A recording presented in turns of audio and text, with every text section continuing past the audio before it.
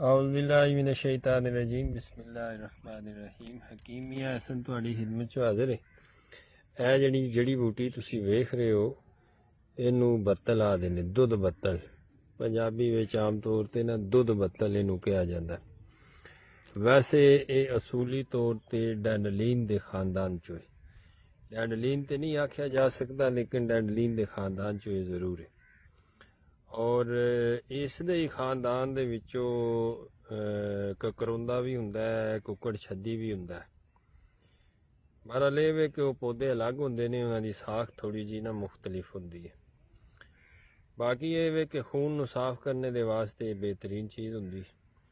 ਬਵਾਸੀਰ ਜਿਨ੍ਹਾਂ ਬੰਦਿਆਂ ਨੂੰ ਹੋਵੇ, ਖੂਨੀ ਹੋਵੇ, ਬਾਦੀ ਹੋਵੇ, ਕਿਸੇ ਕਿਸਮ ਦੀ ਵੀ ਬਵਾਸੀਰ ਹੋਵੇ, ਇੱਕ ਪੱਤਾ ਇਸ ਦਾ ਦੁੱਧ ਬੱਤਲ ਦਾ ਇੱਕ ਪੱਤਾ ਸੁਬਹ ਨਾਸ਼ਤੇ ਤੋਂ ਬਾਅਦ, ਇੱਕ ਪੱਤਾ ਰਾਤ ਖਾਣਾ ਖਾਣ ਤੋਂ ਬਾਅਦ ਪਾਣੀ ਨਾਲ ਬੰਦਾ ਖਾ ਦੇਵੇ, ਚਬਾ ਕੇ ਖਾ ਕੇ ਉੱਤੋਂ ਪਾਣੀ ਦਾ 1-2 ਘੁੱਟ ਪੀ ਦੇ।